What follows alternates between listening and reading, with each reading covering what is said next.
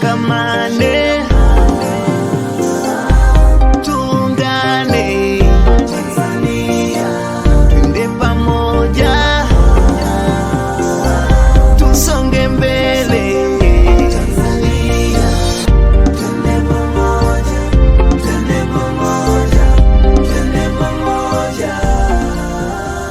Twende pamoja kwa matokeo ya haraka. Naam, uhali gani mtazamaji wa Channel 10, kilicho bora kabisa ni wasaa mwingine tena tunakutana katika kipindi cha Twende Pamoja, na siku zote tunaposema twende pamoja, tunasema twende pamoja na nani? Tunasema twende pamoja na Mheshimiwa Daktari Samia Suluhu Hassan, Rais wa Jamhuri ya Muungano wa Tanzania. Mimi ni Hamisi Mkotia na kualika tuketi pamoja kwa muda wa dakika 60 tukiangazia yale ambayo yamekutanisha kwa siku ya leo. Na mtazamaji, nikujuze tu ama kukumbusha maudhui ya kipindi cha Twende Pamoja siku zote huwa kinaangazia mafanikio ya serikali ya awamu ya 6 chini ya Mheshimiwa Daktari Samia Suluhu Hassan katika sekta mbalimbali. Inaweza kuwa ni kilimo, inaweza kuwa sekta ya maji, sekta ya afya, ama sekta ya miundombinu na sekta nyinginezo. Sasa kwa siku ya leo tunakwenda kuiangaza sekta ya sheria, na utakumbuka kwamba kwa kipindi cha wiki moja kuanzia Februari 16 hadi Februari 22 kumekuwa na tukio kubwa adhim katika mkoa wa Dar es Salaam, katika viunga vya Mnazi Mmoja hapa jijini Dar es Salaam. Ni zoezi la kliniki ya sheria. Sasa katika kipindi cha wiki moja kuna migogoro mbalimbali ambayo imeshuhudiwa pale. Wananchi wengi wamejitokeza Mnazi Mmoja na wametatuliwa pale, na zoezi hili limeandaliwa na ofisi ya mwanasheria mkuu wa serikali. Kujadili mada ya leo tumewaalika wageni hapa wawili. Tunaye hapa Bwana Silinde Gumada, yeye ni wakili wa serikali mwandamizi kutoka ofisi ya mwanasheria mkuu wa serikali. Silinde, karibu. Asante sana. Naam. Asante sana. Pamoja naye pia vile vile tunaye hapa Janet Bernard Kafuko, yeye ni mchunguzi mwandamizi kutoka TAKUKURU mkoa wa Kinondoni, lakini pia vile vile katika kamati hizo ambazo zimezinduliwa wiki moja iliyopita, yeye pia vile vile ni mjumbe wa kamati ya ushauri ya kisheria katika mkoa wa Dar es Salaam. Naam. Dada, karibu.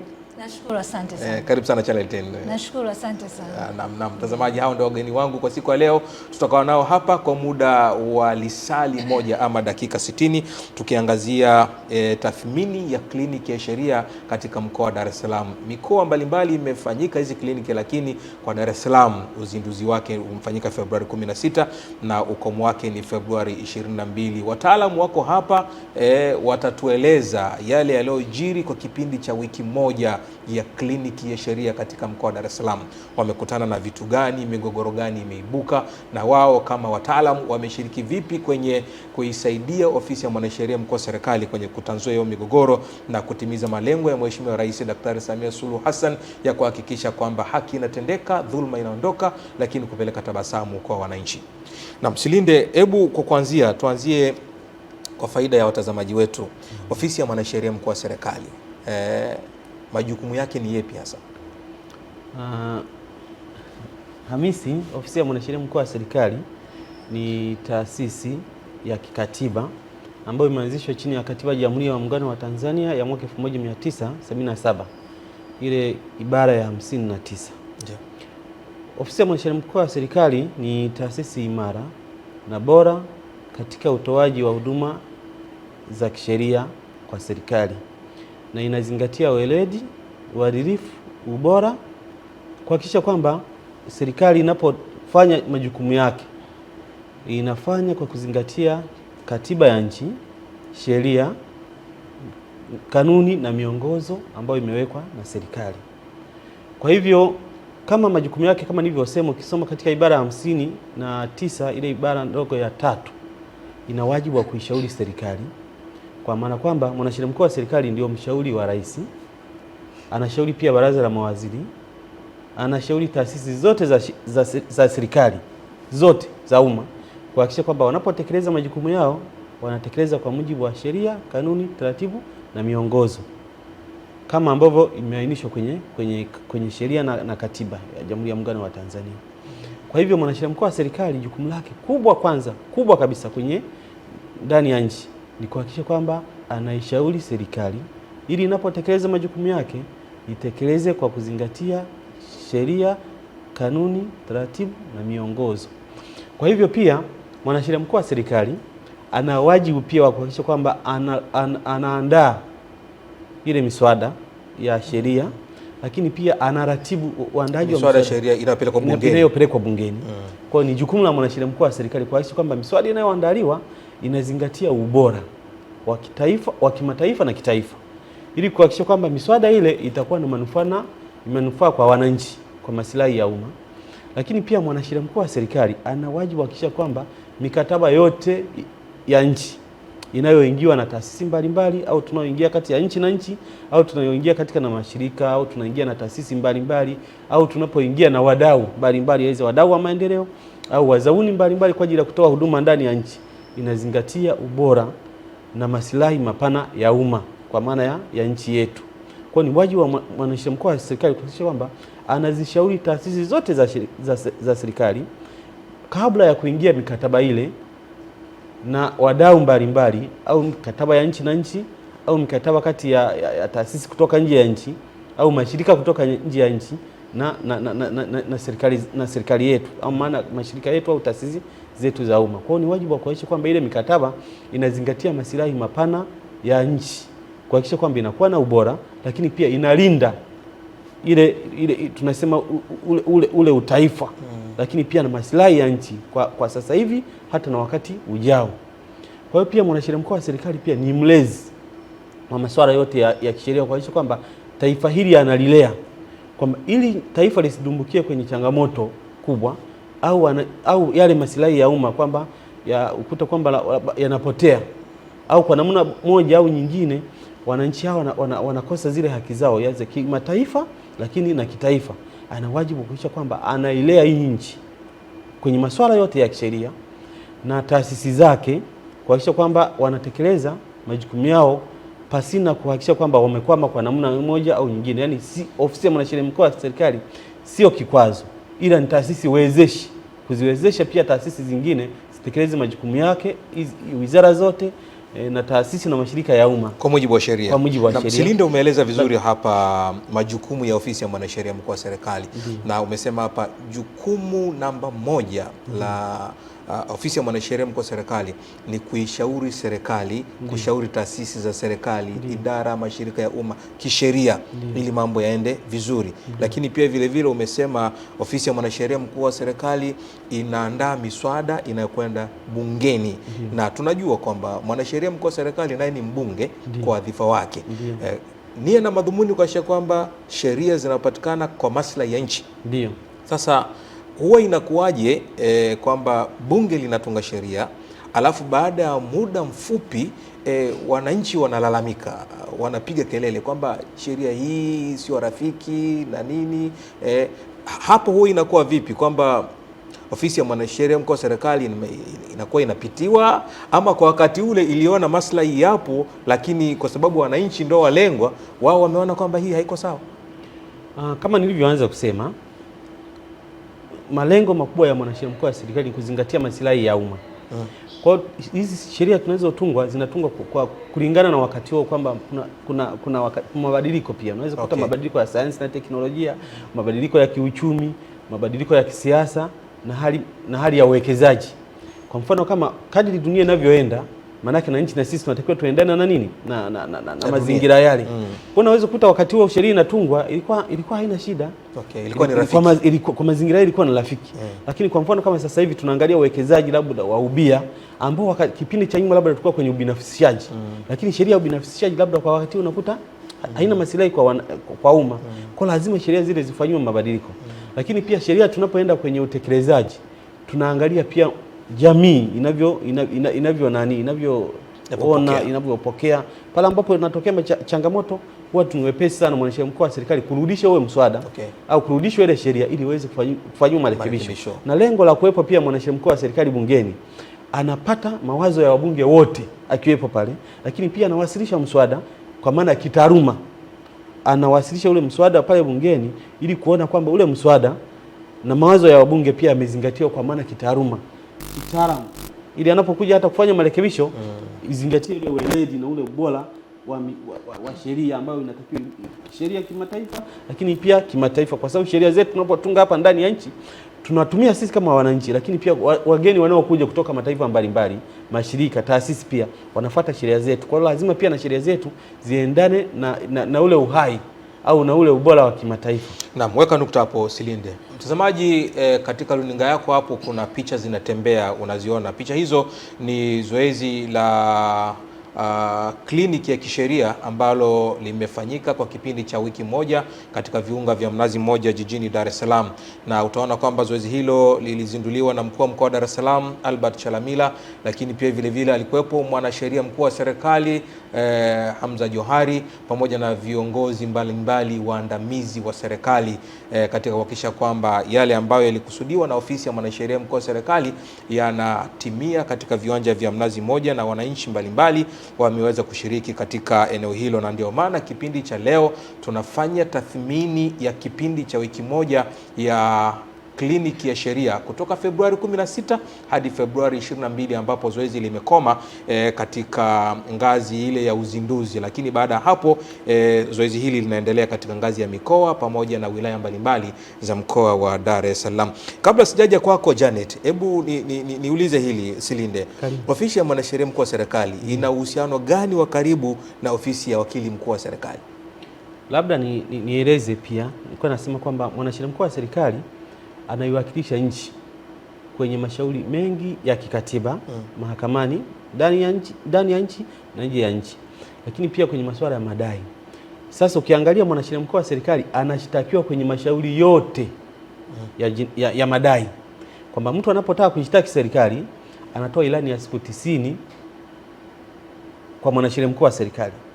Unaweza kukuta kwamba labda ni manispaa ya Kinondoni imefanya, kuna makosa yamefanyika, yeye mwanasheria mkuu wa serikali hakuwepo, lakini kwa sababu ana wajibu wa kuishauri serikali, ndio maana anaunganishwa kwenye mashauri yote ya serikali, kwamba yeye ni mdaiwa au kwa namna moja nyingine, kama ni la kikatiba ni mshtakiwa, tunasema kwamba ni mdaiwa mmoja wapo, hata kama kwenye mchakato hakuwepo. Kwa sababu yeye alikuwa na wajibu wa kushauri hizi taasisi.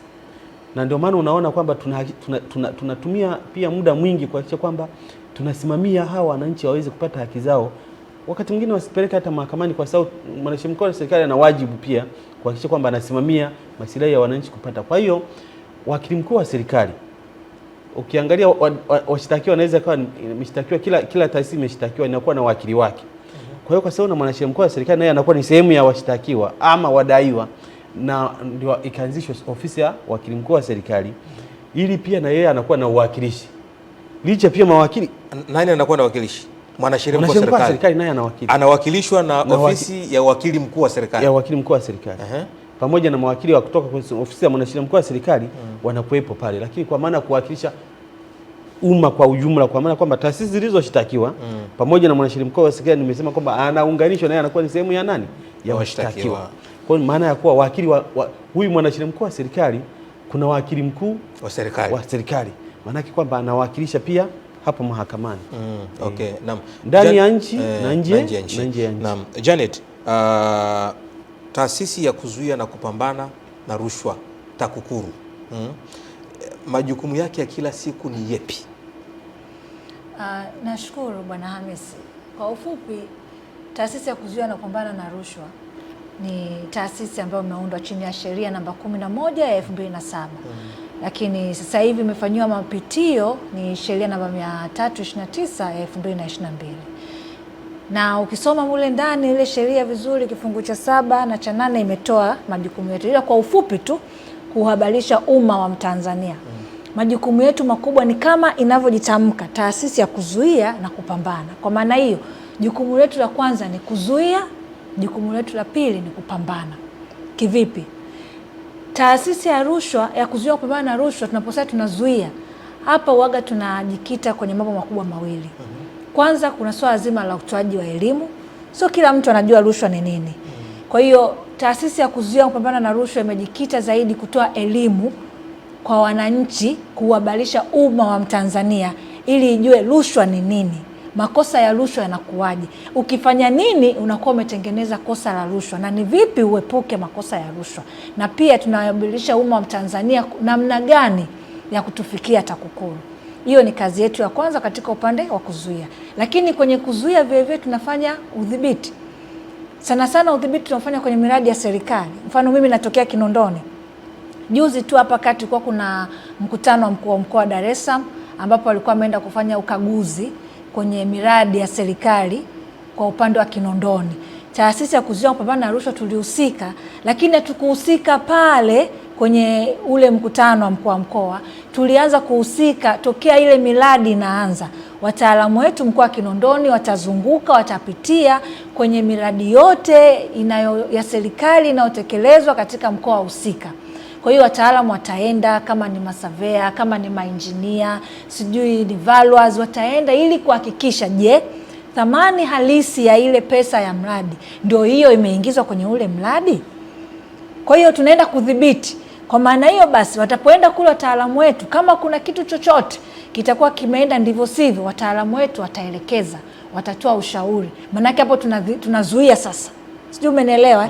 Kwa hiyo ndio kazi tunayofanya kwenye upande wa kuzuia. Lakini ukija kwenye upande wa kupambana, tunapambana kwa namna mbili. Tunapambana kwa kufanya uchunguzi. Tuhuma yote ya rushwa inapokuja kwetu lazima tuichunguze. Kwa hiyo tutaenda tutaichunguza, na pale inapobainika kwamba kweli kuna kosa la rushwa limetendeka, basi tunapambana kwa kupeleka ile tuhuma mahakamani. Kwa hiyo tunafanya majukumu yetu kwa namna mbili, kuzuia na kupambana. Naam, mtazamaji wa Channel 10, kilicho bora kabisa, kipindi hewani ni Twende Pamoja, na mada ya siku ya leo ni tathmini ya kliniki ya kisheria katika mkoa wa Dar es Salaam. Kumbuka kwa takriban siku 7 kutoka Februari 16 hadi Februari 22 imefanyika zoezi hapa katika viwanja vya Mnazi Mmoja, ambapo wananchi mbalimbali wamejitokeza kwa ajili ya kupeleka migogoro, na migogoro hiyo imeshughulikiwa papo hapo. Wataalamu wako hapa watazidi kueleza ile tathmini ya kipindi cha wiki moja, ni migogoro gani ambayo wamekutana nayo, na ile iliyoshughulikiwa na ile ambayo haikushughulikiwa, labda ina mchakato wa uchunguzi. TAKUKURU wako hapa pamoja na idara nyingine, watatuambia ni kwa namna gani ambavyo wameweza kufanya hizi shughuli kwa kipindi cha wiki moja. Sasa kama nilivyokujulisha, Janet Kafuko, yeye mbali ya kwamba ni mchunguzi mwandamizi wa TAKUKURU mkoa wa Kinondoni, lakini pia vile vile ni mjumbe wa kamati ya ushauri ya kisheria mkoa wa Dar es Salaam. Sasa Janet, baada ya kupata utangulizi Silinde kasema na umesema majukumu ya ofisi zenu, sasa hebu tuje kwenye kiini cha mjadala kwa siku ya leo, tathmini hii ya kliniki ya kisheria. Nyinyi kama TAKUKURU mnahusika vipi kwenye hii kliniki ya kisheria katika mkoa wa Dar es Salaam? Nashukuru. TAKUKURU tunahusika kwa sehemu kubwa sana. Tukiangalia, atakuja kuliongea hapa kiongozi, migogoro mingi kwa sehemu kubwa inayotokea katika mkoa wa Dar es Salaam ni migogoro ya ardhi, ambapo kwa changamoto kubwa sana ukianza kufuatilia chimbuko ya migogoro ya ardhi, rushwa iko nyuma yake. Yes. Sasa kwa namna hiyo basi waga TAKUKURU tunahusika, kwa sababu saa nyingine unaweza kukuta mtu anakupa tu hadithi ya ule mgogoro pasipo kufanyika kwa uchunguzi, inakuwa ngumu kubaini. Kwanza kukuta mtu anakuambia nimeuziwa kiwanja, lakini labda kile kiwanja kimeuzwa kwa wateja wawili. Sasa sababu gani zimepelekea kiwanja au eneo moja likauzwa kwa watu wawili watatu tofauti? Kwa hiyo lazima TAKUKURU ingie ikafanya uchunguzi. TAKUKURU inapoenda kufanya uchunguzi lazima itabaini kwamba changamoto ilianzia wapi. Lakini mara nyingi katika chunguzi tunazozifanya unaweza kukuta labda kuna maafisa kwa namna moja au nyingine waliamua labda ndio hivyo, rushwa, alipewa rushwa, mtu akafanya vitu ambavyo havitakiwi kinyume na sheria. Sasa kwa sababu TAKUKURU tuna hiyo mamlaka ya kichunguzi, kwa hiyo ndio maana tupo kwenye hii kliniki. Kwa maana hiyo endapo tutasikiliza tuhuma au tutasikiliza malalamiko, tuna uwezo wa kushauri, lakini tunapoona kwamba unahitajika uchunguzi wa zaidi kwenda kubaini vilivyojificha, kwa maana hiyo basi yale malalamiko yatahamishiwa ofisini kwa ajili ya uchunguzi zaidi. Maana uchunguzi si swala la siku moja. Uchunguzi unaenda saa nyingine wiki mbili mpaka mwezi. Kwa hiyo kwenye hii kliniki tuko TAKUKURU Kinondoni, tupo TAKUKURU Ilala, tuko TAKUKURU Temeke, tuko TAKUKURU Ubungo, tupo TAKUKURU Kigamboni. Kwa maana hiyo ile migogoro itagawanywa kulingana na eneo husika la huo mgogoro. Kwa hiyo kama mgogoro umeletwa labda kutokea Mabwepande, Mabwepande ni jurisdiction ya Kinondoni. Manake Kinondoni watachukua hilo jukumu. Kwa hiyo ofisi ya mwanasheria mkuu itaielekeza TAKUKURU Kinondoni kwenda sasa kuhakikisha na uchunguza yale malalamiko ili tuweze kupata majibu. Kwa hiyo hivyo kama ni Temeke inaelekezwa Temeke, kama ni Ilala inaelekezwa Ilala. Lakini kuna baadhi ya migogoro imeweza kusikilizwa na tukaweza kuwasiliana na viongozi aidha wa wizara kwa namna moja nyingine na tukaipatia majibu hapo hapo na tukawa tumeikamilisha. Lakini kwa ile migogoro mingine ambayo haijakamilika inabidi sasa iende ofisini kwa ajili ya uchunguzi zaidi. Huo ndio ulikuwa ushiriki wetu TAKUKURU. Naam, weka nukta hapo Janet. Baadaye tutakuja kurudi kwako hapo. Baadhi ya wananchi wanainyoshia kidole TAKUKURU. Tutakuja kujua hapo ni kwa namna gani wananchi wanailalamikia TAKUKURU. Silinde, wewe ndo mwenye jambo lako na ofisi ya mwanasheria mkuu wa serikali. Ni kwa nini serikali imeamua kuja na hizi kamati za kisheria za mikoa na wilaya? Serikali imeamua kuja na hizi kamati za ushauri wa kisheria ngazi ya mikoa na wilaya kwa sababu moja. Kama nilivyoanza kusema kwamba ofisi ya mwanasheria mkuu wa serikali ni taasisi ya kikatiba ambayo ina wajibu wa kuishauri serikali lakini pia ina wajibu kwenye umma. Ukisoma kwenye katiba ibara ya 8 inasema mamlaka ya serikali yametokana na wananchi. Sahihi kabisa. Kwa hiyo mwanasheria mkuu wa serikali kama taasisi ya serikali kuwepo kwake pale nimetokana na mamlaka ambayo serikali imepewa na wananchi. Kwa hiyo ana wajibu kwenye serikali lakini ana wajibu pia kwa wananchi kama kwenye umma kulinda maslahi ya umma. Na naposema maslahi ya umma kuhakikisha kwamba hao wananchi wanapata haki zao. Sasa kumekuepo na tunaposema unapotaka kushtaki serikali lazima utoe ilani ya siku 90 kwa mujibu wa sheria ya mwenendo wa mashauri ya serikali. Sasa wananchi wamekuwa wakitoa notice nyingi sana. Wanataka kushtaki labda TARURA, halmashauri, TANESCO, TBS, TBA, mashirika ya umma na wizara. Hata wizara pia unaweza kukuta wizara ya katiba na sheria ilitoa labda huduma mzawini alisupply material labda hajalipo. Kuna wizara ya fedha pia na yenyewe inashtakiwa. Unaona? Kwa hiyo anapounganishwa mwanasheria mkuu wa serikali lazima atoe zile siku 90. Kwa hiyo sasa badala ya kuona kwamba wananchi kwa nini waendelee kushtaki serikali yao ambayo wameiweka madarakani wao wenyewe tukasema Mheshimiwa Rais alielekeza kwamba taasisi zote zishuke kusikiliza wananchi. Kwa hiyo mwanasheria mkuu wa serikali kaona badala ya kuendelea kupokea ilani za serikali kushtakiwa twende tukasikiliza wananchi. Bora kushuka chini kwenda kuwasikiliza. Tukawasikilize kila ambacho wanailalamikia serikali au taasisi ya serikali tuweze kulitatua kwa sababu sisi wenyewe ndio washauri. Tuna uwezo wa kumita taasisi yoyote ambaye anaona kwamba kuna haki ya mwananchi imekwama pale. Hizo mwananchi hajapata haki yake au mwananchi labda ametoa huduma halmashauri ya Ubungo lakini hajalipwa hela yake au mkandarasi ameingia mkataba na TANROADS. Kuna namna ambayo labda hajapata haki yake. TANROADS inaweza ikawa TBA, inaweza ikawa TARURA. Sisi ambao tuna wajibu wa kuhakikisha kwamba moja tunasimamia maslahi ya umma kikatiba na kisheria tunawaita. Huyu mwananchi anadai 1 2 3 na madai yake haya kwa nini halipwi? Au mwananchi kwamba kiwanja chake kwa mfano kuna mgogoro pale mtaa wa Mboto pale na Mbopo pale Mabwepande. Lakini ukiangalia kwamba wale wananchi wanadai kwamba ile eneo wamepewa lakini kuna mtu anasema hili la kwako. Tunaona sasa kwamba mikataba hii ina shida lakini kuna mtu labda msajili wa hati, kuna kamishna wa ardhi amehusika katika upimaji na kugawa nyaraka. Ambapo wananchi wale wanamlalamikia mtu lakini pia wanalalamikia serikali kwa maana kwamba kuna watu wetu wa wizara ya ardhi pale wamefanya nini? Wamehusika. Ndio hapo tukasema kwa nini migogoro ambayo mingine haina haja ya sisi wananchi watupeleke mahakamani kama serikali kwa sababu serikali yao wameiweka kwenye ibara ya 8. Tunawasikiliza, tunatatua migogoro yao. Wananchi wanasonga mbele na shughuli zao za maendeleo. Kwa hiyo sasa tulikuja na huu mwarobaini. Moja ni maelekezo ya Mheshimiwa Rais Dr. Samia Suluhu Hassan kwamba kuhakikisha kwamba taasisi zote za serikali zishuke kwa wananchi kutatua changamoto zao. Na sisi kama washauri wa kisheria, wananchi wengi wana migogoro ya kisheria, wana malalamiko ya kisheria, ndio zikaanzishwa hizi kamati za ngazi ya mikoa kwa maana wasikilize kwenye ngazi ya mikoa na wilaya yake, lakini kuna na wilaya zake, lakini pia kuna hizi ngazi za wilaya. Zile kamati za ngazi ya wilaya zinashuka kwenye kata na kwenye vijiji au kwenye mitaa kuhakikisha kwamba wananchi hawa badala ya kutafuta wapi waende wanasikilizwa huko kuna kutatuliwa shida zao. Silinde, kwenye utekelezaji wa hii kliniki najua wewe tangu siku ya kwanza mpaka ya mwisho upo hapa Mnazi Mmoja. Hebu tuambie kwa tathmini yako ya haraka kliniki hii imefanikiwa kwa kiwango gani kwenye kutimiza malengo ya ofisi ya mwanasheria mkuu wa serikali kwenye kutatua migogoro ya wananchi? Kwanza tumefanikiwa pakubwa sana. Moja, wananchi waliojitokeza ni wengi sana. Wamejitokeza wananchi 2847 kwa kipindi cha wiki moja. Kwa kipindi cha wiki moja hii waliojitokeza, wengine wamepata elimu, lakini wengine walikuwa na migogoro.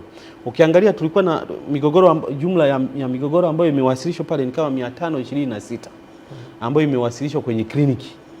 Sasa kwa sababu kliniki, unaposema kliniki ni kitu endelevu, kwamba anaweza mtu akaja kwenye kliniki jambo lake likaisha siku hiyo hiyo, lakini unaweza au jambo lake kulingana na mtanzuo uliopo, swala mtambuka, linaweza ikachukua wiki moja, wiki mbili mpaka wiki tatu kufanywa uchunguzi. Kwa hiyo kufanywa mengine uchunguzi, lakini mengine labda tunataka taasisi za umma au watu ambao wamehusika waweze kutupa majibu ili tuweze kuchukua maamuzi na kuchukua hatua za kisheria au tuweze kushauri ipasavyo ili kuhakikisha kwamba mwananchi huyu anapata haki yake. Kwa hiyo ukiangalia kwenye migogoro, kwenye ile migogoro ambayo imewasilishwa kama 526 hivi, mashauri 268 tumemaliza hapo 268. Yaani tumemaliza kabisa na migogoro imeisha on the spot, memaliza pale hapo. Maana yake tunaona ni mafanikio makubwa sana kwamba wananchi walikuwa na migogoro, walikuwa mwingine madai, wengine walikuwa na matatizo yao, wengine ilikuwa ni masuala ya ndoa. Kwa mfano naweza kutolea mfano, kuna ndoa moja miaka 4 walikuwa wametengana kabisa, mke na mume, lakini mgogoro umemaliza na umeenda wamefanya sherehe hiyo familia. Imeunganisha ile familia. Lakini pia kuna watu walikuwa madai mengine serikali, wengine wamelipwa, lakini pia kuna migogoro mingine unakuta wananchi walikuwa na daiana. Wengine walikuwa migogoro ya ajira, mtu alikuwa amefukuzwa kazi bila kufuata utaratibu, lakini hajalipa pia labda stahiki zake. Kwa hiyo sasa na migogoro ile tumeimaliza. Kwa hiyo unaweza kuona kwamba ni ahueni gani mtu anaipata, ametembea na maumivu kwenye moyo wake ndani labda ya miaka 4. Unajua wananchi, mtu anaweza akafariki kwa pressure, kwa stroke na mambo mengine kulingana, kumbe anakuwa na mgogoro, ana haki yake labda iko sehemu fulani hajapata. Kwa unapomaliza mgogoro, ukiangalia tumemaliza mgogoro 268, ni mafanikio makubwa sana. Na nitoe tu niendelee kutoa rai kwa wananchi waendelee kuzitumia hizi kamati. Hasa tunapokuwa tunatoa kliniki. Lakini pia migogoro, kwa mfano tuna migogoro 258 ambayo bado inaendelea. Mingine tumepeleka kwenye vyombo vya uchunguzi ikiwepo TAKUKURU, na mingine tumepeleka kwenye vyombo vya uchunguzi ikiwepo polisi na vyombo vingine vya uchunguzi. Lakini mingine pia tunaendelea nazo sisi wenyewe, kwa maana kwamba tumeona kuna labda mwananchi kuna nyaraka fulani akuja nazo, tumemwambia zilete nyaraka ili tuweze kuendelea nazo. Kwa hiyo kuna kamati yetu ya mkoa pia. Kwa hiyo Jumatatu kamati ya mkoa itaendelea kusikiliza wananchi kwenye ofisi yetu ambayo iko pale mahakama kuu kitengo cha ardhi pale. Kwa hiyo kamati itaendelea kuwasikiliza wananchi ambao bado tumeona kwamba masuala haya bado yanaendelea. Kwa hiyo kufanya tathmini haraka tumefanikiwa pakubwa sana. Na kitu kingine ambacho labda niseme, wananchi wamerudisha tathmini, wanaona namna walivyohudumiwa. Na umeona hata wengine walikuwa wanapiga, hata kipindi kilichopita pia kwenye vyombo vya habari wanapiga simu. Lakini hata hapo kuna mama anakuja, natolea mfano, kuna watu wengine anakuja analia, anapiga magoti, mwambie usipige, ni wajibu wetu sisi serikali kwa hudumia. Anapiga magoti kwa maana kwa kushukuru mgogoro uliomtesa kwa muda mrefu. Nakuta mtu ana mgogoro wake, madai yake toka 2018. Leo ni miaka 9 hajapata haki yake, lakini anaipata haki yake leo. Kwa hiyo unaweza ukaona kwamba ni namna gani huyo mtu ametua mzigo wake. Lakini pia tumeweza pia mafanikio mengine, tumeweza kupeleka ujumbe kwenye jamii kwa maana elimu. Wananchi wamepata elimu kupitia pia vyombo vya habari, wanaelewa kumbe mwananchi badala ya kwenda kushtaki hata serikali, kuna namna ambayo swala lake linaweza kaenda sehemu moja kwa moja. Lakini kuna migogoro mingine ya wawekezaji. Tumekuta kuna sehemu mwekezaji amekuja kuwekeza, anaendelea, lakini kuna namna moja nyingine amekuwa amekumbana na vikwazo tu vya hapa na pale, ambapo baada ya kuja kuona tukafuatilia, ambao tunaona sisi ni mafanikio, kwa sababu yule mwekezaji moja anazalisha, lakini pia wale ana kiwanda, serikali inapata kodi, lakini ameongeza ajira pale. Kwa hiyo kukuta kwamba mwananchi kama huyo alikuwa anapata vikwazo kwa baadhi ya watu au baadhi ya taasisi, Sasa ukiona kwamba sisi mojawapo ya kazi ya serikali ni kuvutia wawekezaji. Unapovutia wawekezaji unaongeza uzalishaji, unaongeza ajira, lakini pia unaongeza mapato kwenye serikali. Kwa hiyo unakuona kwamba migogoro ambayo tumetatua iko ya aina tofauti. Kuna ya uwekezaji, kuna ya mirathi, kuna ya ardhi, kuna ya ndoa, kuna ya ajira, lakini pia kuna madai, watu walikuwa nadai, lakini pia kuna matunzo ya watoto. Unaona? Kuna mtu labda mtoto alikuwa hudumii masuala ya shule lakini tumeweza kutatua na kutanzua yale mambo, nakuta mtoto pia anapata haki yake. Kwetu sisi ni mafanikio, kwa sababu mtoto yule akipata elimu, akipata haki zake, tunajenga taifa ambalo litakuwa imara. Kesho na kesho kutwa yule mtoto atakuwa msaada kwa nchi, kwa maana kwamba ili uweze kuendelea nchi yote tunahitaji rasilimali watu, wanasema human capital index.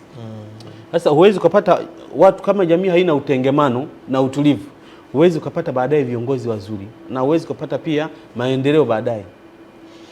Naam, Janet, hapa Silinde wakili msomi amezungumza jinsi ambavyo kliniki hii imeonyesha mafanikio makubwa. Kwenu nyinyi TAKUKURU, mna lipi la kusema kama tathmini ya kliniki hii ya kisheria? Una jambo lolote ambalo unaliona kwamba kulikuwa kuna watu wamekuja wana majonzi, wana maumivu, lakini wameondoka wakiwa na tabasamu? Sisi kama TAKUKURU, wajumbe wa kamati mkoa wa Dar es Salaam, kwanza kabisa tunaishukuru ofisi ya mwanasheria mkuu wa serikali kwa ajili ya wazo la hili kliniki.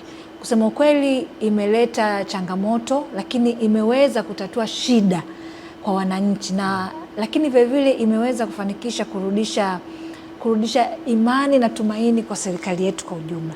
Binafsi mimi nimeweza kushiriki kwenye mgogoro mmoja, nitakupa mfano. Ulikuwa ni mgogoro wa chama cha walemavu wafanyabiashara mkoa wa Dar es Salaam. Walemavu wafanyabiashara mkoa wa Dar es Salaam, soko la Mchikichini na Machinga Complex. Wanajiita UWAWADA. Yes. Ule mgogoro umeanza tokea mwaka 2022.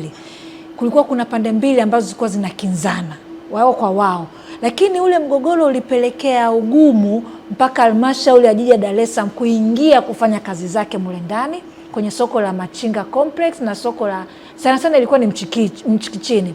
Kwa hiyo jiji ilikuwa inashindwa kwenda mule ndani kufanya uhakiki. Halmashauri ya jiji la Dar es Salaam ilikuwa inashindwa kwenda mule ndani kufanya kukusanya mapato kwa sababu kwa hawajaweka zile taratibu. Wakienda upande mmoja wanaona jiji wanashirikiana na upande wa pili. Kwa hiyo zilikuwa zinaibua fujo, vurugu. Kwa hiyo huo mgogoro tufikia sisi siku ya kwanza kabisa tarehe 16. Na tuliweza kushirikisha pande zote. Tuliweza kushirikisha jiji la Dar es Salaam, wakuu wa idara, mameneja wa masoko, wakuu wa masoko, na tukawaita pande zote mbili, na ule mgogoro tulikuja kufanikiwa kuutatua siku ya Jumatano. Yaani hata hapa nikikufungulia simu yangu pande zote mbili wanatuma message. Mpaka jana walikuja pale wakachukuliwa na kuhojiwa, wanashukuru. Hadi jiji wenyewe, viongozi wa jiji wanashukuru kwa sababu tumefanikiwa kuhitimisha ule mgogoro, pande zote mbili zikaafikiana na tumeweka maelekezo na miongozo ya nini kifanyike. Kwa hiyo unaweza kuona ni mafanikio makubwa sana. Kwa maana ni kwamba kesho kutwa halmashauri ya jiji sasa itapeleka vijana wa posi pale, itakusanya mapato. Tumeelewa kitu ambacho kwa mwanzo hakifanyiki. Kwa hiyo imeleta mwanga mkubwa sana na imeleta mafanikio makubwa sana. Kikubwa sisi kama kamati tunaishukuru sana ofisi na tunaomba ili swala liendelee kuwa endelevu. Ni kweli kamati tutabaki Dar es Salaam, lakini unapokuwa ofisini tutakuwa pale ofisi ya Dar es Salaam kama ilivyoeleza kiongozi hapa, lakini unapokuwa ofisini inakuwa pafinyu kama tulivyokuwa Mnazi Mmoja. Yes. So eneo ni kubwa, rahisi kupokea watu wengi kwa wakati mmoja. Kwa hiyo pia ina urahisi wa kuhudumia watu wengi kwa wakati mmoja. Kwa hiyo pia liendelee kuwa endelevu. Mimi mpaka nyumbani huko watu wananipigia simu, wananifuata majirani. Tumesikia kuna kitu fulani, tumekuona sijui Channel 10, tumekuona kwenye Mwananchi. Kwa hiyo tunaendelea kuwahimiza na kuhabarisha umma wa Tanzania. Kliniki itaendelea, lakini pia ninahisi pia serikali ili swala lisiishie hapa. Naam, ili swala ni endelevu na nafikiri hata siku ile naibu mwanasheria mkuu wa serikali alisema kwamba hizi kamati zenu ni za kudumu, mtaendelea kufanya kazi kwa kipindi chote. Nia na madhumuni ni kuhakikisha kwamba ofisi ya mwanasheria mkuu wa serikali inatimiza malengo yake kwenye kutatua ile migogoro na kupeleka haki kwa wananchi. Sasa nilitaka niulize kitu kimoja hapa. Tunaweza tukamaliza kipindi wananchi wakasema mimi si mbona dada yule hujamuuliza swali. Kwenye majukumu yenu jinsi ulivyoeleza kwamba mnazuia alafu baadaye mnapambana na nini, huko mtaani ukizungumza na wananchi baadhi wanainyoshia kidole TAKUKURU, wanaona kama vile wananchi wanaziona rushwa lakini nyinyi hamuoni. Sasa ni hamuoni ama mnafanya kazi lakini mmepunguza kiwango cha kutangaza yale matukio mnapokamata wale wahalifu wanaohusika na rushwa, ama serikali imeiwezesha vipi ofisi ya TAKUKURU mkoa wa Kinondoni kwenye kutimiza majukumu yake, kwamba kwa nyenzo mlizonazo, facilities mlizonazo, kwamba taarifa ikiwafikia tu mtu mnamdaka pale pale? Nashukuru. Kiukweli TAKUKURU mkoa wa Kinondoni hatujapunguza makali yetu, wala hatujawahi kupunguza uwajibikaji wetu, utendaji kazi wetu. Mwisho wa mwezi, nadhani mwisho wa mwezi hapa mwezi wa 12 mwaka jana tulitoa taarifa yetu ya robo 3 mwaka na tunaenda kuitoa tena itapofika mwezi wa 3. Kila baada ya miezi mitatu waga tuna utaratibu wa kutoa taarifa. Kiongozi alieleza namna gani TAKUKURU inafanya kazi. Changamoto yetu inakuwa ni moja. Unajua sisi TAKUKURU ni taasisi ya serikali, lakini haimaanishi kwamba kwa kuwa ni TAKUKURU ndio taasisi ya kuzuia kupambana na rushwa basi mwananchi asishiriki. Kauli mbiu yetu tunasemaga mapambano dhidi ya rushwa ni jukumu langu na lako, tutimize wajibu wetu. Sasa mwananchi anapoona vile vitendo vya rushwa barabarani, tuna namba yetu ya simu 113. Lakini TAKUKURU ni taasisi ambayo tuko wilaya zote Tanzania na mikoa yote. Fika ofisini, toa taarifa. Mfano kama mimi ni mwendesha mashtaka pia wa serikali. Kwa hiyo muda mwingi na utumia mahakamani.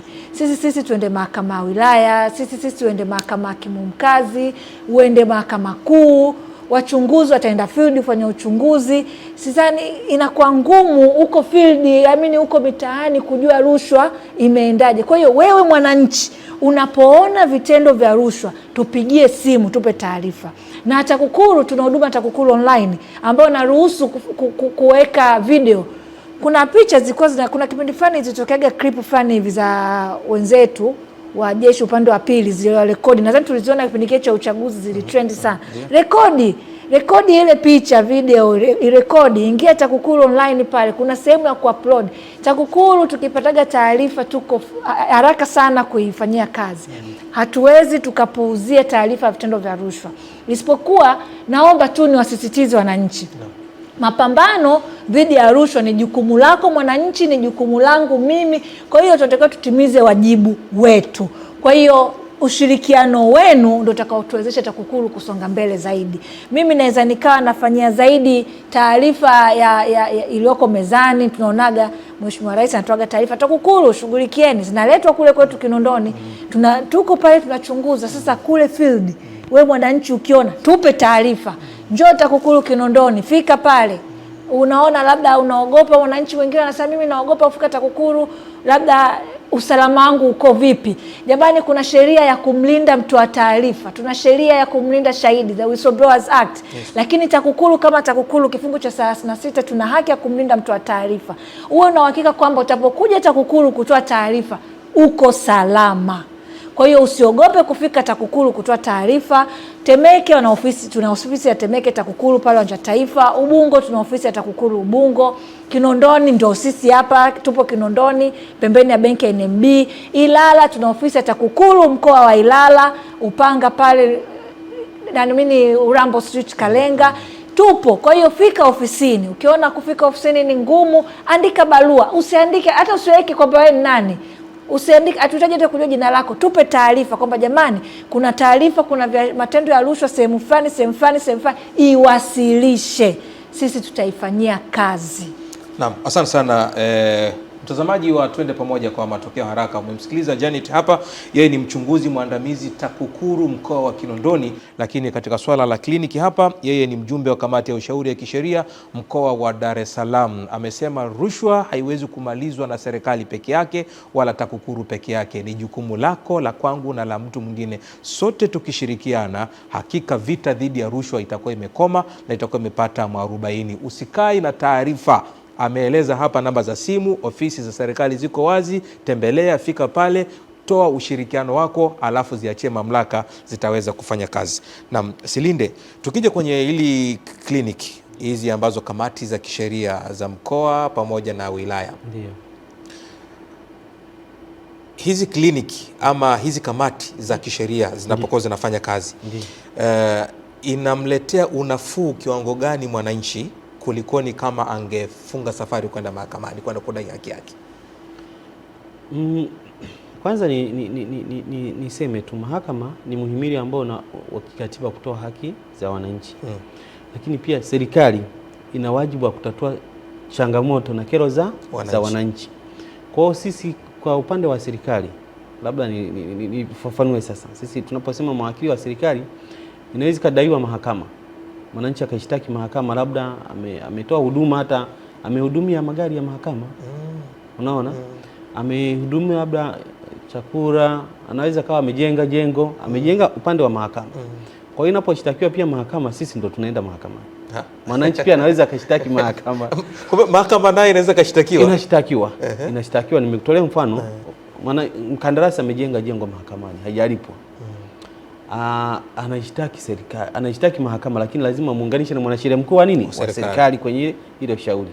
Kuna mashauri mengine labda ya kikatiba, natolea mfano labda bunge linashtakiwa. Muhimili kama muhimili wa bunge. Kwa wanaoenda mahakamani pia mwanasheria mkuu wa serikali unapoishtaki bunge lazima umuunganishe kwenye na mwanasheria mkuu wa serikali. Sasa unaweza ukaona kuna ugumu kwamba labda mwananchi kabla hajaenda hata ukishtaki bunge, ukishtaki mahakama na madai yake, sisi hizi kamati zinapata nafasi ya kumsikiliza, au anafika nafasi ya mwanasheria mkuu wa serikali na kuwepo pale. Kwa hiyo mwananchi badala ya kutumia muda mwingi labda kuishtaki serikali, taasisi ya serikali, shirika, wakala, anapata nafuu moja. Ukiangalia kwa mfano, nimekutolea mfano hapa kwamba tumeweza kutatua migogoro 268 kwa muda wa wiki moja. Lakini hizi kesi zingeendelea mahakamani, mwananchi anaweza akatumia muda wa miaka miwili, mwaka mmoja, miezi 6 na kuendelea kesi kupata haki yake. Lakini leo ndani ya wiki moja, kwa siku moja mtu kapata haki yake ndani ya siku moja. Kwa hiyo unaweza ukaona ni unafuu wa kiasi gani. Kwanza hamna gharama. Kuna gharama za usafiri kwenda mahakamani. Kuna gharama za kuajiri wakili, kwamba unamwajiri wakili kusimamia kesi yako. Lakini kuna gharama pia ya kulipia mahakamani kuingiza nyaraka zako, tunasema court fee, gharama za kimahakama. Kwa hiyo unaangalia gharama zote hizi, lakini kuna gharama ya muda. Lakini kuna gharama nyingine ya uadui. Kwa maana mgogoro utakavyoisha mahakamani, mara nyingi unakuta mtu ametumia muda mwingi, ametumia gharama nyingi, lakini pia unakuta kwamba atakayepata haki atapata umoja ambaye ataonekana na haki. Kwa vyovyote vile huyo mwingine pia kila pande utakuta umetumia gharama. Kwa hiyo uadui ule mtu anapata zile hisia za gharama hizo tumia, lakini kuna hisia pia za kisaikolojia. Ukisoma ukana na saikolojia atakwambia mtu anapokuwa na tatizo ni mgogoro, anakuwa na mgogoro wa nafsi, lakini pia kimwili, hata kiroho pia. Wale wa kiroho unakuta anaathirika kisaikolojia. Kwa sasa unapotumia muda mwingi unafuu mkubwa sana kwa wananchi. Na ndio maana nakutolea mfano, kuna wananchi pale anajua kwa sasa kwamba mahakamani anatumia muda mwingi, atatumia gharama. Kwa sasa kuna unafuu mkubwa sana ambao tunawapunguzia wananchi, lakini pia tunawapunguzia muda ili waende kwenye shughuli za uzalishaji. Kwa wananchi hawa wenye migogoro ndio tunategemea kwenye shughuli za uzalishaji, ili kwenye biashara, kwenye kilimo, kwenye uzalishaji viwandani na sehemu nyingine, ili kuongeza pato la taifa, lakini pia ustahimilivu wa kitaifa. Kwa sasa unapotatua changamoto za wananchi hapa, unarahisisha hayo mambo mengi. Kwa kuna unafuu mkubwa sana wa wananchi kutumia hizi kamati, na nitoe wito waendelee kuzitumia hizi kamati pale ambapo anaona kwamba inawezekana, inasaidia sana. Lakini pia nafuu nyingine, hizi kamati zinaunganisha taasisi zote za serikali. Kuna mwananchi anaweza sio rahisi taasisi nyingine kuifikia, natolea mfano, lakini akitumia hizi kamati, mkiangalia makatibu wa hizi kamati ngazi za wilaya ni mawakili wetu ambao wako TAKUKURU. Kwa hiyo wanaratibu pia na masuala ya kiuchunguzi. Kwa hiyo akitumia kamati hizi pia zinawasaidia wananchi kupata access, yani kupata urahisi wa kuzifikia taasisi za serikali ambao hata yeye mwananchi angetumia gharama kubwa sana au angetumia muda mrefu. Lakini kwenye kamati pale zile taasisi wanaitwa kuja kutoa maelezo, kuja kutoa ushirikiano kuhakikisha kwamba haki ya mwananchi inafanya nini? Inafikika. Selinde, wewe ni wakili mwandamizi wa serikali kutoka ofisi ya mwanasheria mkuu wa serikali na umeeleza mwanzo wa kipindi majukumu ya ofisi ya mwanasheria mkuu wa serikali. Waswahili kuna msemo wao wanasema kwamba kikulacho kinguoni mwako. Wakati ofisi ya mwanasheria mkuu wa serikali inapambana kuzuia kama sio kumaliza kabisa migogoro ya serikali kushtakiwa na kuweza kupeleka haki kwa wananchi, kabla ya serikali haijashtakiwa wako baadhi ya watumishi wa serikali wenyewe ambao wanachangia kuleta hiyo migogoro. Kwa sababu paka serikali mwananchi anaishtaki taasisi ya umma, anaishtaki kwa mfano TANESCO, EWURA au manani nini na nini, pale kuna wakili wa serikali si yupo. Ina maana wale wanaozembea hadi serikali ishtakiwe wanachukuliwa hatua gani? Moja. Lakini jambo la pili, kwenye migogoro ya ardhi tunaona kwa sehemu kubwa baadhi ya maafisa wa serikali huko serikalini wanashiriki kwenye kutengeneza hii migogoro, kwenye kuduplicate nyaraka. Unakuta ardhi moja inapewa miliki zaidi ya mmoja, ni huko serikalini. Na tumeona juzi hata Waziri Mkuu wa Jamhuri ya Muungano wa Tanzania amekiri hadharani kwamba naye alitaka kutapeliwa na maafisa huko wizarani. Sasa hili jambo likoje? Ndio kama nikasema Waswahili wanasema kikulacho kinguoni mwako. Mnafanyaje kudhibiti baadhi ya maafisa wa serikali wenye tabia za aina hii? Kama kipindi chetu tuna tathmini ya kliniki ya wiki nzima. Hata sisi pia ofisi ya mwanasheria mkuu wa serikali kadri tunavyozunguka kwenye mikoa tunaenda kufanya tathmini.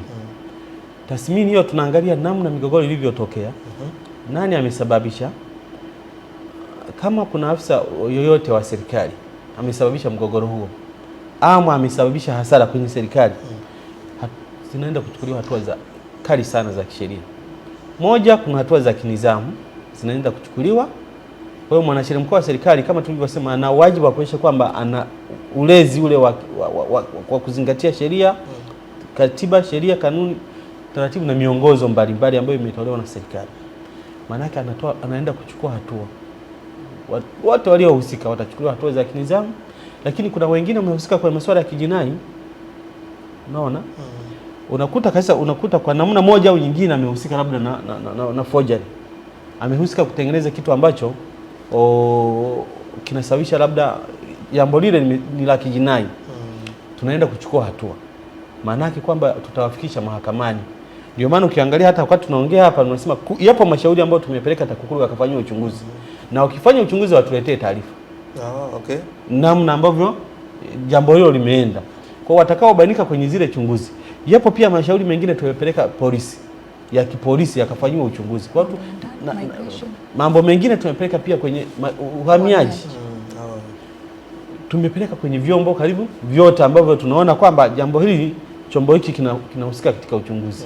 Baada ya pale sasa mwanasheria mkuu wa serikali ndo ataielekeza kila taasisi inachukua hatua. Yale ambayo ya kijinai kuna taasisi itaendelea kuratibu na kuwafikisha mahakamani wale watuhumiwa. Lakini pale zile za kinizamu, kuna hatua za kinizamu zinaenda kuchukuliwa, ikiwepo watu watasimamishwa kazi, kupunguziwa mishahara na kupewa adhabu ambazo ziko kwa kinizamu. Tunaangalia pia na ukubwa wa namna kosa lilivyofanyika. Kwa hiyo maana hili jambo lengo ni kumpunguzia mwananchi haya maumivu ambayo wanayapata kulingana kwamba yanasababishwa na watu au wanayapata kwa maumivu. Unapopelekea mwananchi apate haki, manake ni wajibu wa serikali kuhakikisha kwamba mwananchi anapata haki yake. Na aliyekabidhiwa hiyo dhamana ni mwanasheria mkuu wa serikali. Mwanasheria mkuu wa serikali. Hebu ngoja niulize hili, kuna ile serikali kushindwa mahakamani. Kesi inafanyika alafu serikali inashindwa. Wakati fulani kipindi cha uhai wa aliyekuwa rais wa awamu ya 5 Mheshimiwa Daktari Dr. John Pombe Magufuli alipata kushangazwa hadharani kwamba inakuwaje serikali inashindwa mahakamani, kwamba ina wanasheria wasomi wazuri, wanalipwa vizuri, mazingira yao ni mazuri, inakuwaje serikali inashindwa mahakamani? Sasa katika mazingira kama yale, hivi ni kweli wanasheria binafsi ni mahiri kisheria kuliko wanasheria wa serikali? Kwanza naomba tu uelewe kwamba hilo sio kweli. Kwa sababu serikali inachambua, yaani walio serikalini hamna kanjanja kama mtaani. Natolea mfano kwamba unaweza kwenda mtaani, kuna wengine mabushiloya tunasema, lakini serikali huwezi kukuta bushiloya. Hicho cha kwanza, kwa sababu lazima kuna kupatikana kwako ni mchakato.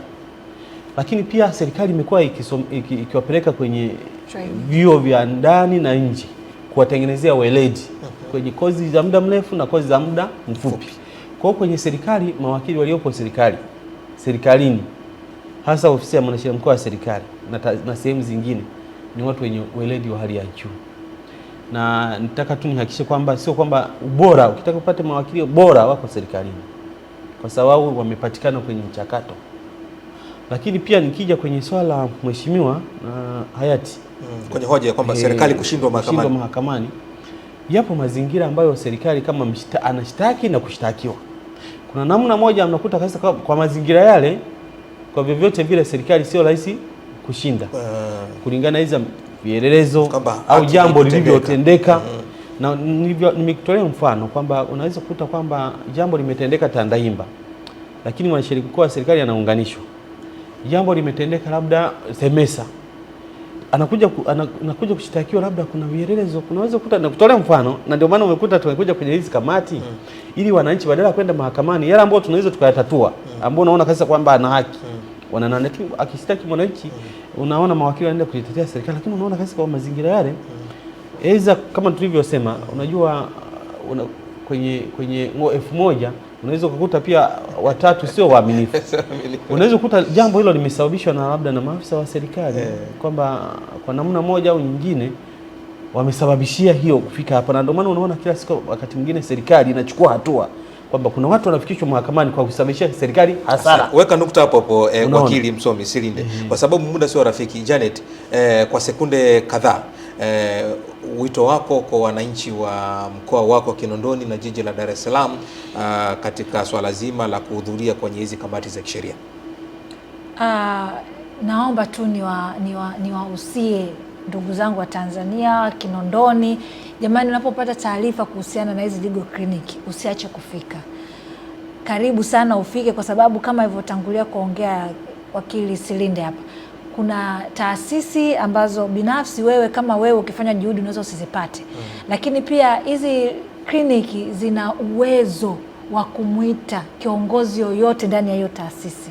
Tumeweza kumuita msajili wa hati pale, amekuja. Tumeweza kuwaita wakurugenzi wa wilaya wamefika. Tumeweza kuwaita wakuu wa idara, lakini wao mwananchi wahasibu wa wilaya tumewaita. Kama ule mgogoni nilitoa mfano hapa, tulikuwa na wakuu wa idara, tulikuwa na wakuu wa masoko, mameneja. Sasa unajua kwenye level za wilaya, mikoa, ukimtaja mkurugenzi wa wilaya ni mtu mkubwa, unaelewa Lakini sasa wewe mwananchi ukiwa na changamoto na mkurugenzi, mpaka umfikie mkurugenzi, aisee, ni parefu. Lakini ukija kwenye hizi clinic, kwa mamlaka iliyopewa hii clinic, wanaweza kumuita mtu yoyote. Kwa hiyo mwananchi usiogope. Wengine wamekuwa sema hivi vitu ni vya kawaida. Hapana.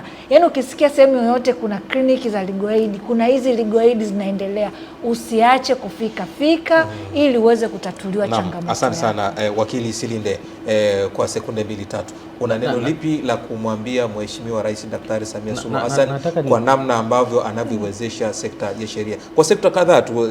Kwanza tunamshukuru sana Mheshimiwa Rais Dr. Samia Suluhu Hassan, ametuwezesha sana na anatutia moyo kwenda kuwahudumia wananchi. Lakini cha pili pia tunataka tumtoe wasiwasi. Yeye anatuita ni maaskari wa kalamu. Na ni kweli ni sisi maaskari wa kalamu, tupo pale kwa ajili ya kulinda maslahi ya wananchi. Hatutamwangusha kwenye mashauri, lakini hatutamwangusha pia katika kuhudumia wananchi. Ndio maana umeona hapa tulikuwa tunatoka usiku tunakuja asubuhi sana, tunatoka usiku, tuhakikishe kwamba kila mwananchi aliyefika pale tunahakikisha kwamba anahudumiwa kwa weledi na ubora. Kwa hiyo tunamshukuru Mheshimiwa Rais, lakini pia tunamwahidi, naposema kushukuru maana yake tunaendelea tena, kwa sababu Mheshimiwa Rais anatuwezesha sana kuhakikisha kwamba tunawafikia wananchi, kuwatatulia changamoto zao, lakini tutamwahidi kwamba hatutamwangusha, kuhakikisha kwamba tunashughulikia migogoro ya wananchi, lakini pia katika uwakilishi wa serikali kwenye mashauri ya ndani na nje ya nchi. Basi nikushukuru sana wakili Silinde. Asante sana dada Janet. Nashukuru sana. Na mtazamaji wa Channel 10, kilicho bora kabisa, Waswahili wanasema mwisho wa kipindi kimoja ndio mwanzo wa maandalizi wa kipindi kingine. Kwa siku ya leo tulikuwa tunaangazia ama tunafanya tathmini ya kliniki ya sheria mkoa wa Dar es Salaam, zoezi ambalo limefanyika kwa kipindi cha wiki moja hapa katika viwanja vya Mnazi Mmoja tangu Februari 16 hadi Februari 22. Ilikuwa ni tathmini. Tulikuwa naye hapa wakili wa serikali mwandamizi Silinde Gumada, lakini pia vile tulikuwa naye hapa Janet Bernard Kafuko. Yeye ni mjumbe wa kamati ya ushauri ya kisheria katika mkoa wa Dar es Salaam, lakini mbali ya hilo ni mchunguzi mwandamizi TAKUKURU mkoa wa Kinondoni. Pamoja nami tulikuwa hapa tukijadili yale ambayo yametufanya tukuletee tathmini ya kliniki ya kisheria mkoa wa Dar es Salaam. Lengo ni moja tu, kuhakikisha kwamba malengo ya ofisi ya mwanasheria mkuu wa serikali yanafikiwa katika kutekeleza maagizo ya Rais wa Jamhuri ya Muungano wa Tanzania, kupeleka tabasamu kwa wananchi na kuhakikisha kwamba migogoro ambayo haina ulazima wa kwenda mahakamani inamalizwa kupitia kamati hizi za kisheria. Hadi wakati mwingine, mimi ni Hamisi Mkotia. Asante na kwaheri kwa sasa. Shikamane, tuungane, twende pamoja, tusonge mbele.